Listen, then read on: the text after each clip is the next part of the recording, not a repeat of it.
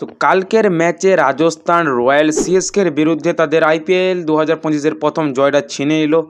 এবং রাজস্থান রয়্যালস ভাই প্রথমেই একদম ব্যাটিং যেভাবে চালু করেছিল ভাই, একদম 10 ওভারে একদম একটা ভালো একটা রান, মানে নীতিশ রানার তারিফ করতে, বিশেষ করে 36 বলে 81 রানের একটা দুর্দান্ত ইনিংস খেলে। তারপর রাজস্থান রয়্যালস সিএসকে 182 রানের একটা টার্গেট দেয়। ভাই টার্গেটটা দেখে আমার মনে ছিল যে যদি প্রথম শুরুয়াতটা যদি সিএসকে করে তাহলে অবশ্যই জিততে পারবে, কিন্তু যা হয় কপালে। ভাই সিএসকের ব্যাটিংয়ের শুরুয়াতটা একদম খারাপ হয়।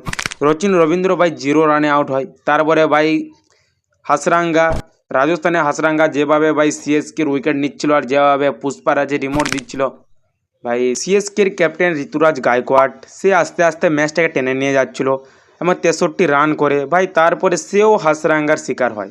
আর ভাই ঋতুরাজের সঙ্গে তো কিছু একটা সঙ্গ দিতে হবে, ভাই তার সাথে সঙ্গ দেওয়ার মতো আর যেমন কেউ নেই, সব একে একে একে করে যাচ্ছিল। তারপরে যখন সিএসকের জিততে 1 ওভারে 20 রান দরকার ছিল ভাই, তখন স্ট্রাইকে ছিল ধোনি।